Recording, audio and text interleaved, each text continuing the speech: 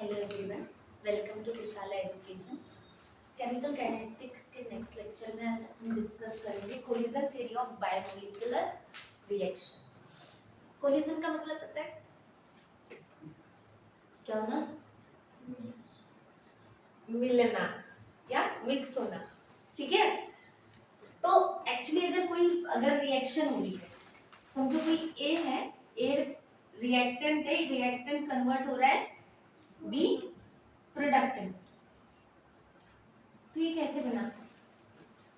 इसके लिए क्या चीज, मतलब किस इन्वॉल्वमेंट से रिएक्टेंट से प्रोडक्ट बना, उसको हम टाइम में देखेंगे collision theory of biomolecular reactions में। क्या है? पहला एक्टिवेशन। हर एक रिएक्टेंट मॉलिक्यूल क्या होता है? कोलाइड होगा। जो भी रिएक्टेंट पे, समझो फॉर एग्जांपल ए और ये बी है, ये दोनों की खुद की एक काइनेटिक एनर्जी होगी, मिनिमम काइनेटिक एनर्जी इनके पास में होगी काहे के लिए? कोलिजन करने के लिए। वही जो मिनिमम जो काइनेटिक एनर्जी होती है, जिससे क्या होता है? कोलिजन हो रहा है, मतलब मिक्स हो रहा है। तो इसी मिनिमम काइनेटिक एनर्जी को हम क्या बोलते हैं? Activation energy. जैसे कि अगर फॉर एग्जांपल एक बात बताऊं, अगर आपको यहाँ से नागपुर जाना है, यहाँ से नागपुर जाने के लिए आपको कितने पैसे लग सकते हैं? 20। ठीक है, यहाँ से नागपुर जाने के लिए आपको 20 रुपए। अगर आपके पास में 20 रुपए होंगे तो आप नागपुर जा पाओगे? अगर 20 रुपए नहीं रहे तो जा पाओगे क्या? नहीं ना। 20 रुपए मिनिमम रिक्वायरमेंट आपकी ये है कि आपके पास में 20 रुपए होने चाहिए, तब जाके आप नागपुर जाओ। और ज्यादा रहे तो मुंबई नहीं जाना, नागपुर ही जाना है। ठीक है, ज्यादा रहे तो भी जा सकते हो, पर 20 से कम रहे, समझो 19 रुपए भी रहे, तो जा पाओगे क्या? नहीं। तो मिनिमम रिक्वायरमेंट क्या है कि आपके पास में कितने रुपए होने चाहिए? 20 रुपए होने चाहिए। 20 रुपए होंगे तो आप नागपुर जाओगे। तो वही जो मिनिमम जो रिक्वायरमेंट है एनर्जी की, कितनी होनी चाहिए? मिनिमम जितनी भी काइनेटिक एनर्जी होगी, उसी एनर्जी को हम क्या बोलते हैं? Activation energy. मतलब उसी एनर्जी से रिएक्शन का, मतलब रिएक्टेंट कन्वर्ट हो सकते हैं प्रोडक्ट में, मतलब क्या हो सकता है? कोलिजन हो सकता है। क्लियर हो रहा है क्या? पक्का? एक्टिवेशन एनर्जी डन हुआ। क्या होती है एक्टिवेशन एनर्जी? रिएक्टेंट के पास में जो मिनिमम काइनेटिक एनर्जी होती है उसी को हम क्या बोलते हैं? Activation energy. इस एक्टिवेशन एनर्जी से क्या हो सकता है? कोलिजन होगा, रिएक्टेंट प्रोडक्ट में कन्वर्ट होगा। क्लियर हो रहा है? नेक्स्ट क्या लिखा है? Orientation of reactant molecule. अब रिएक्शन कैसी हो रही है, किस ओरिएंटेशन से हो रही है, मतलब किस वे से प्रॉपर हो रही है। देखो मैं दो कंडीशन ले रही हूँ। मेरे पास में ए प्रोडक्ट है, ठीक है, ये क्या है?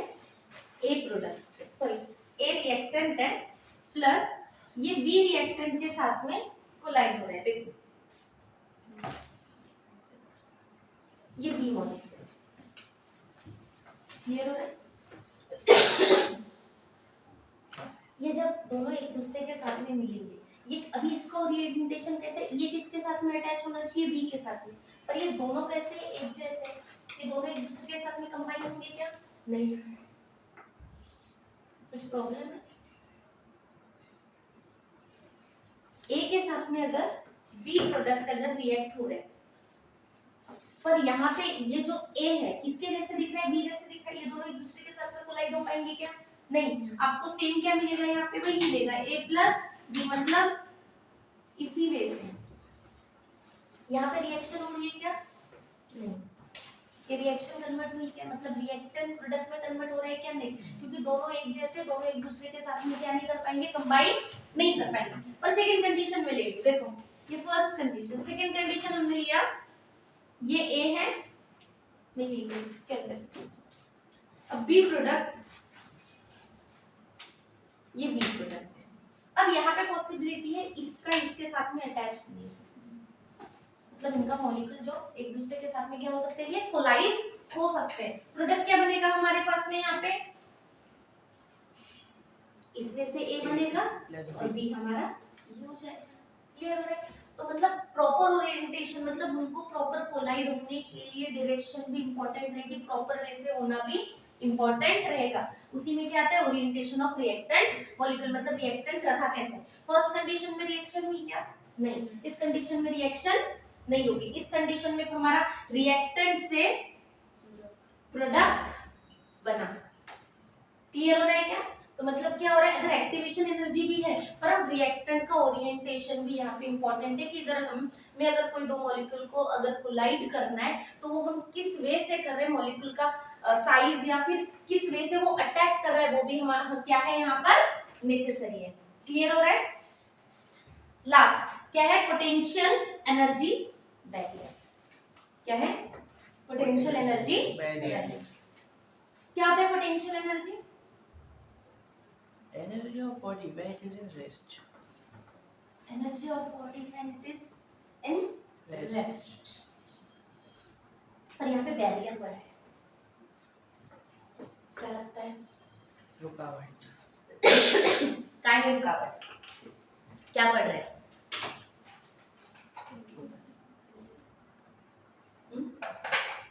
कोलिजन में कोलिजन में, मतलब दोनों के हमारे जो अभी पढ़ क्या रहे, कोलाइडर, एक दूसरे का मिलना मतलब कोलाइड हो रहे रिएक्टेंट, तब जाके प्रोडक्ट बन रहा है। तो यहाँ पे इसके लिए बैरियर क्या होगा, इसके पहले भी हमने कुछ बोला था, यहाँ से जाने के लिए 20 रुपए लगेगा नागपुर के।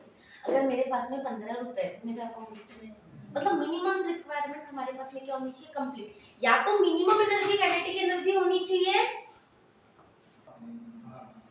क्या था हमारा कि हम अगर मेरे पास में 15 रुपए है मैं नागपुर जा पाऊंगी क्या, मतलब यहाँ बैठा कोई भी नहीं जा पाएगा, हमें मिनिमम कितना रुपए चाहिए, अगर उससे ज्यादा भी हुआ तो भी मैं जा सकती हूँ, अगर कम हुआ तो बैरियर क्या होगा, एनर्जी कम है, कोलाइडल होगा क्या, होगा, कोलिजन होगा नहीं, तो मिनिमम क्या चाहिए हमें, बैरियर क्या है, अगर काइनेटिक एनर्जी जो हमारे पास में एनर्जी है वो अगर कम हो जाए तो वो जा पाएगा नहीं, तो यही हमें क्या याद रखना है, पोटेंशियल एनर्जी। यहाँ पे देखो ये ग्राफ बना रहे हैं,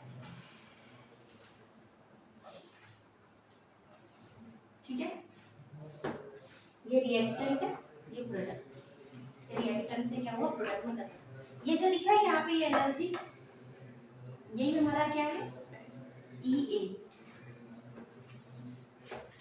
ये मतलब एक्टिवेशन एनर्जी, क्या है एक्टिवेशन एनर्जी। क्लियर हो रहा है, तो ये क्या है, इस कंडीशन में ये जो हमारे साथ में क्या हुआ, क्लाइंब किया रिएक्टेंट की जो एनर्जी जो बढ़ी, यही से हमें क्या पता चल रहा है कि रिएक्टेंट का में कन्वर्ट हुआ प्रोडक्ट। अगर हमारे पास में अगर समझो एक बात कि अगर एनर्जी कम हो जाए तो हो पाएगा क्या, एनर्जी अगर कम हो जाए तो क्या रिएक्टेंट प्रोडक्ट में कन्वर्ट होगा, तो इसके लिए अगर EA से ज्यादा अगर एनर्जी हो जाए, EA से अगर ज्यादा अगर क्लाइंब कर जाए एनर्जी, तो उसको हम रिप्रेजेंट किससे करते हैं, F is equals to E raised to the power minus EA RK। EA क्या है एक्टिवेशन एनर्जी, R क्या है R universal gas constant, T temperature. Clear है, ये इसके हमारे इक्वल चलेंगे, कोई डाउट है तीनों में। एक्टिवेशन एनर्जी क्या है, minimum kinetic energy required to reactant molecule to collision, ठीक है। ओरिएंटेशन क्या है कि प्रॉपर ओरिएंटेशन होना चाहिए रिएक्टेंट मॉलिक्यूल का, जिससे रिएक्शन प्रॉपर वे में हो सके।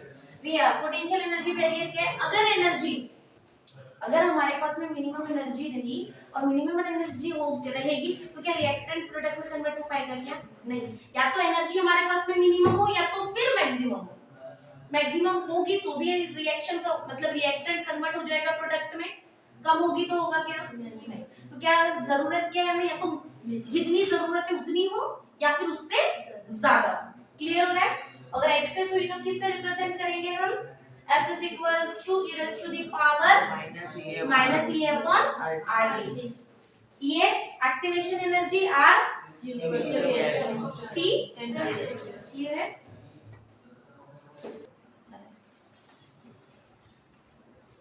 नेक्स्ट टॉपिक पे आते हैं, टेम्परेचर डिपेंडेंस ऑफ रेट। जब भी टेम्परेचर डिपेंडेंस ऑफ रेट आएगा आपको क्या याद रखना है कि टेम्परेचर पर डिपेंडेंट होने के, टेम्परेचर डिपेंडेंट रेट के लिए हमेशा एक इक्वेशन दी जाती है, वो कौन सी है, अरेनियस इक्वेशन। इसको याद रखना है, इसको कुछ करने की जरूरत नहीं। k is equals to a e raise to the power e a। कुछ याद है? इसके पहले हमने देखा था एक फैक्टर। यहाँ पे क्या क्या है? e a क्या है रे बाबा? Activation energy. r क्या है? Molar gas constant. t क्या है? टेम्परेचर। काय में रहेगा? केल्विन में। a क्या है? अरे क्या है?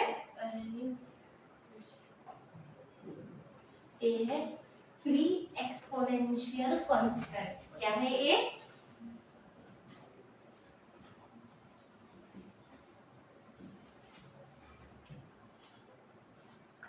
ठीक है, क्या क्या याद रखना है इसमें? अगर कभी अरेनिश इक्वेशन है तो आपको सीधा लिखना है, इक्वेशन याद रखना है k is to a e raise to the power minus e a upon r। r क्या है? Molar gas constant, t temperature, e a activation energy और a फ्री एक्सपोनेंशियल क्या है? Graphical determination of activation energy से वो equation देखो, k is equals to a e raise to the power.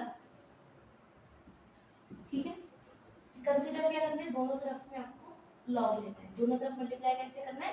Log से। क्या हो जाएगा ये? ln k equals to ln। ठीक है, इन दोनों के लिए मतलब सेपरेट होगा, मल्टीप्लाई है तो क्या हो जाएगा? इसमें पहले इसमें भी ठीक है, मल्टीप्लाई ऐड होगा, ऐड होगा ना, एडिशन की साइन लेके क्या हो जाएगा? ln a प्लस अब ये रेस टू द पावर वाला जितना भी है सब कहाँ आ जाएगा? अपॉन कैसे?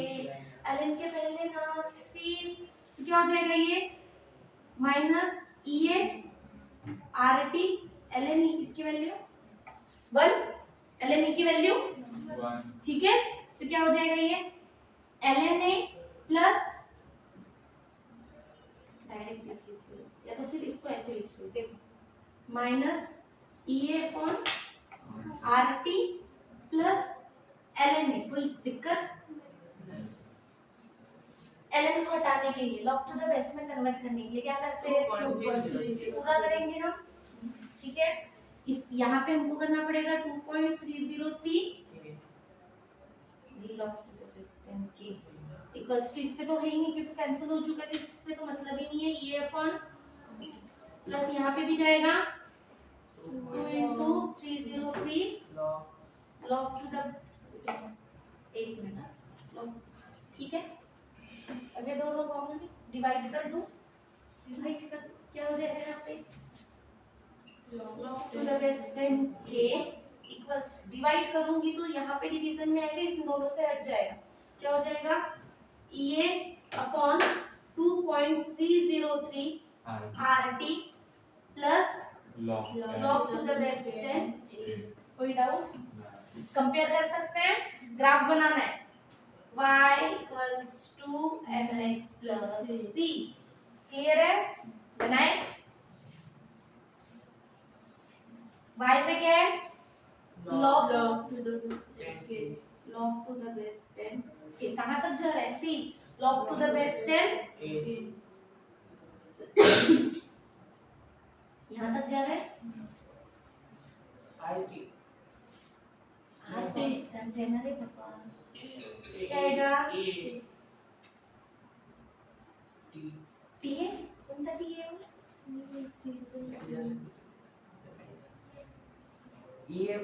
पापा ये कांस्टेंट हो जाएगा, ये देखना, ये हमारा स्लोप चला जाएगा ना, तो क्या हो जाएगा? 1/t। तो ग्राफ रिप्रेजेंट किसके बेस पे होगा? 1/t के ना, तो कहां से जाएगा? प्लस है ऑब्वियसली, नीचे आएगा, स्लोप कौन सा रिप्रेजेंट करेगा? माइनस ई ए 2.303 ये हमारा स्लोप हो जाएगा। y ये जाएगा किसके कहां तक? log c तक, मतलब log to the base 10 a तक। क्लियर हो रहा है? और स्लोप हमारा क्या है? यहाँ पे कांस्टेंट यही आ रहा है ना, उसके के बेस पे nx आ जाएगा। क्लियर हो रहा है? हाँ, नहीं सोए हैं, अंदर सो। अरे डिटर्मिनेशन ऑफ एक्टिवेशन एनर्जी। अभी एक इक्वेशन देखे थे, क्या आई थी? अभी equation log to the base 10 k equals to log to the base 10 k equals to log to the base 10 a minus EA 2.303 ठीक है। इक्वेशन अगर हम टेम्परेचर का डिफरेंस दें, दो अलग अलग टेम्परेचर ले, सही है, बस ये इधर था ये इधर था, मैंने ऐसे लिख दिया, कुछ भी दिक्कत नहीं।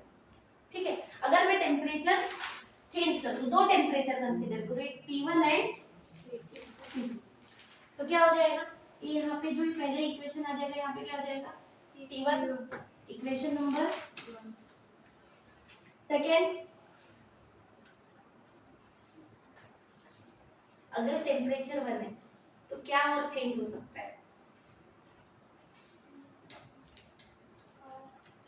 क्या लगता है? r कंसंट्रेशन ए तो चेंज होना नहीं है, ए जो प्री क्या बोलते हैं कोफिशिएंट एक्सपोनेंशियल कांस्टेंट है, एक्सपोनेंशियल कांस्टेंट, वो तो चेंज होना नहीं। चेंज क्या में जाएगा? रेट में। रेट तो चेंज होगा ना, टेम्परेचर अगर लगे तो रेट भी तो अलग होगा। टेम्परेचर रेट पे डिपेंड करता है, टेम्परेचर के साथ में रेट ऑफ रिएक्शन चेंज होती है। तो अगर टेम्परेचर 2 लिया गया तो K2 हो जाएगा, ये क्या हो जाएगा? log to the base 10 A minus EA upon 2.303 R T2। ठीक है, इन दोनों को अगर हम सब्सट्रैक्ट करें, क्या करें? subtract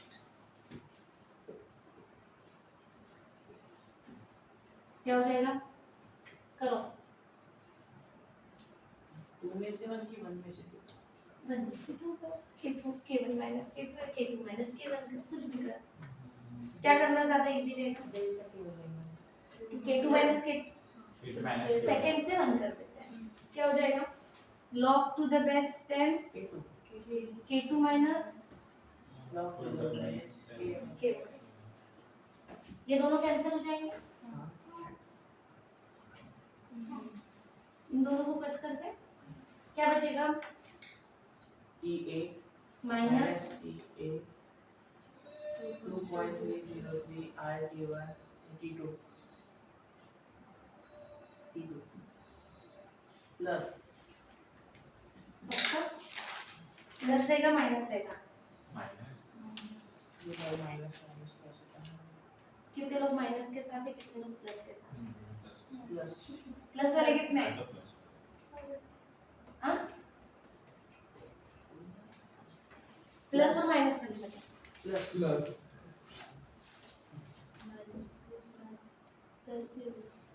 माइनस माइनस प्लस होगा ना, माइनस माइनस प्लस होगा तो साइन माइनस का नहीं गलत। बड़े खतरनाक। प्लस अर्पिता बता यहाँ पे क्या लिखूं, प्लस लिखूं माइनस लिखूं? आपने प्लस लिखा प्लस जरूरी है? मैंने कुछ भी नहीं लिखी। अब बता,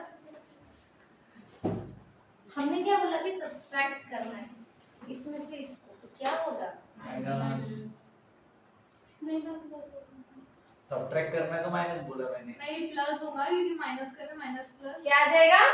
माइनस प्लस माइनस ये माइनस 2.303 R T1 0 इन दोनों में से कॉमन ले सकते हैं क्या कुछ? क्या ले सकते हैं? R 2.3 क्या हुआ? 2.303 1/2.303 हाँ ये माइनस है, 1 लॉग है, डिवाइड जाएगा, हो मैम। इसको लिख सकती हूँ ए K2 अपॉन, ठीक है, इक्वल्स टू क्या हो जाएगा? मैं कॉमन क्या लूं? 1/2 ये 2.303 R, क्या बचा? -1/2 कोई दिक्कत है क्या? वो तो T माइनस होता है। बराबर हाँ, बराबर। बराबर।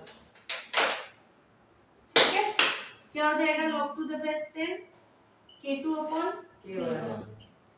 मल्टीप्लाई करो T2 T2 minus minus T1 T1 upon T1 T2 वो नहीं ये T1 upon T1 T2 ठीक है। हाँ ये जाएगी आपकी रेशियो। ठीक है, अगर दो डिफरेंट टेम्परेचर है तो इसका जो फ्रैक्शन के इक्वल पे रहेगा। मतलब अगर फ्रैक्शन निकालते हैं रेट का तो किसके ऊपर डिपेंड करेगा? टेम्परेचर पे। इसमें कंडीशन क्या आ रही है यहाँ पे देखो, अगर हम रेट का अगर फ्रैक्शन निकालते हैं, हमने लास्ट टाइम भी कोलिजन थ्योरी देखा। कोलिजन थ्योरी में क्या था? मिनिमम काइनेटिक एनर्जी रिक्वायर्ड चाहिए और प्रॉपर ओरिएंटेशन चाहिए, तब जाके जो भी रिएक्टेंट है वो क्या होंगे? कोलाइड होंगे। याद आ रहा है क्या किया था? मतलब minimum kinetic energy and proper orientation रहेगा, तभी जाके कोई भी क्या होगी? रिएक्टेंट के जो मॉलिक्यूल है वो क्या होंगे? कोलाइड होंगे। क्लियर है? अगर टेम्परेचर का डिफरेंस आया, जो हमारा जो फ्रैक्शन निकल रहा है, अगर फॉर एग्जांपल एक ग्राफ देखो यहाँ पे, अगर मैं ये T1 टेम्परेचर है,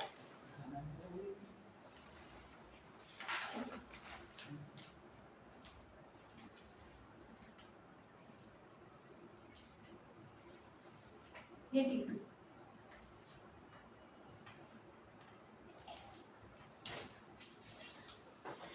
T2 ज्यादा है T1 से वैल्यू।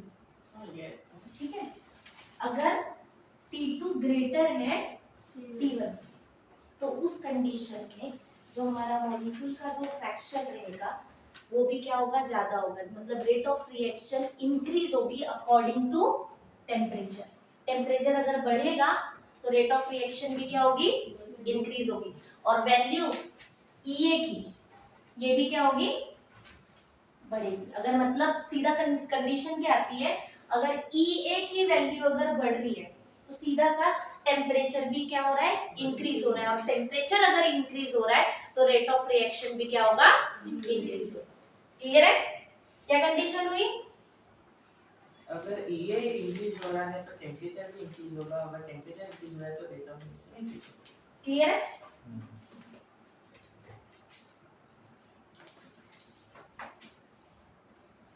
मेरा मोबाइल नेक्स्ट टॉपिक है effect of catalyst on the rate of reaction. Catalyst के बारे में पता है? हाँ, हाँ बताओ। फास्ट रिएक्शन क्या? Fast reaction fast reaction. Reaction को फास्ट करने में अंशुल, रिएक्शन में फास्ट करने वाली रिएक्शन को फास्ट करने में हेल्प करता है। अर्पिता क्या लगता है?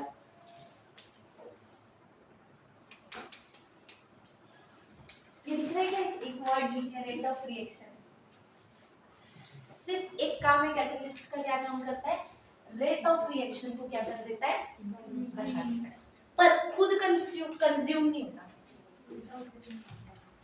कैटलिस्ट के वजह से रिएक्शन के ना रिएक्टेंट पे ना प्रोडक्ट पे कोई भी चेंजेस नहीं आते और ना वो खुद कंज्यूम होता है। क्लियर हो रहा है? सिर्फ वो क्या करता है? किसी भी रिएक्शन को इजीली होने में या फिर उसके रिएक्शन के रेट को बढ़ाने के लिए काम करता है। क्लियर हो रहा है क्या? जैसे हमारे बॉडी में बहुत सी रिएक्शंस होती है, एंजाइम ऐसे act as a catalyst. Enzyme क्या करते हैं? कोई भी रिएक्शन को इजीली होने में हेल्प करते हैं, मेटाबॉलिज्म को इजी करते हैं। तो एंजाइम वहां पे क्या एक्ट कर रहे हैं? एज ए कैटलिस्ट एक्ट कर रहे हैं। पर एंजाइम वहां पे कुछ कन्वर्ट होते हैं क्या? नहीं। एंजाइम मतलब खुद अपना कुछ रोल क्या करते हैं? कंज्यूम। कभी भी कैटलिस्ट कंज्यूम नहीं होता। क्या करता है? सिर्फ रेट ऑफ रिएक्शन को बढ़ाता है, ना रिएक्टेंट में चेंज करवाता है ना प्रोडक्ट में। नहीं तो होता है ना, अगर हम कोई ऐसी मतलब कोई भी अगर ऐसा केमिकल कोई रिएक्शन हो रही है डाल दें तो उस केमिकल को ऐड करते ही प्रोडक्ट में चेंज आ जाए। पर कैटलिस्ट का काम है क्या वैसा? नहीं। कैटलिस्ट किसी भी रिएक्टेंट को या फिर प्रोडक्ट को चेंज नहीं करता है, सिर्फ रेट ऑफ रिएक्शन को इंक्रीज करता है। देखो यहाँ पे एक ग्राफ बना है, ये पोटेशियम क्लोरेट क्या है, पोटेशियम क्लोरेट की रिएक्शन हो रही है, MnO2 यहाँ पे ऐसे एक्ट क्या कर रहा है, कैटलिस्ट। क्लियर। हम मोस्ट प्रोबेबली कैटलिस्ट कहाँ पे लिखते हैं, रिएक्शन में, रिएक्शन के ऊपर। कभी कभी हीट भी प्रोवाइड करती है, हीट भी क्या है, हीट से क्या होता है, रेट ऑफ रिएक्शन ही तो बढ़ती है किसी भी रिएक्शन की। क्लियर हो रहा है। तो जैसे अगर हमने यहाँ पे हीट लगाया तो इट मींस क्या है, टेम्परेचर पर दे रहे ताकि रिएक्शन इजीली हो जाए। क्लियर हो रहा है। तो ये भी कैसा है, एक्ट एज ए कैटलिस्ट। चलो यहाँ देखो, दो एनर्जीज दी है, जो EA1 है ना, वो एनर्जी है जब कैटलिस्ट ऐड नहीं किया, अनकैटलिस्ट, जब वहां पे रिएक्शन में कैटलिस्ट नहीं है। और EA2 क्या है, जब हमने कैटलिस्ट ऐड किया। दिख रहा है कि एनर्जी में डिफरेंसेस, पहले में एनर्जी ज्यादा लगी है, ग्राफ ज्यादा गया है, और सेकेंड में, तो मतलब क्या हो रहा है, कैटलिस्ट को ऐड करते ही एनर्जी का इन्वॉल्वमेंट कैसे हो जाता है, कम हो जाता है। तो कम एनर्जी में भी रिएक्शन क्या हो जाती है, इजीली हो जाती है, मतलब रिएक्टेंट से प्रोडक्ट में इजीली कन्वर्ट हो जाता है। एनर्जी जो हमें लगती है वो कैसी लगती है, यहाँ पे मिनिमम रिक्वायर्ड होती है। इसलिए हम क्या करते हैं, कभी भी कैटलिस्ट ऐड करते हैं रिएक्शन में, ताकि रिएक्शन इजीली और कम एनर्जी में हो जाए। क्लियर हो रहा है। यही पे आपका पूरा का पूरा चैप्टर एंड होता है, केमिकल काइनेटिक्स। ठीक है, कोई डाउट है, यस मैम। क्या क्या डाउट है? केमिकल काइनेटिक्स बोर्ड पेपर में आता है क्या? हाँ, बोर्ड का टॉपिक है, इसीलिए पढ़ाया भी जा रहा है। कितने ठीक है। मार्क के लिए आएगा मैम? 5-10 कितने क्वेश्चन आएंगे?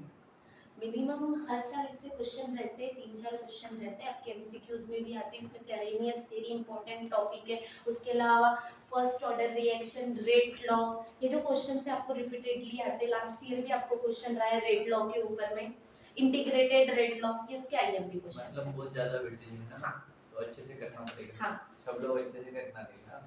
ठीक है ma'am, thank you ma'am. Thank you.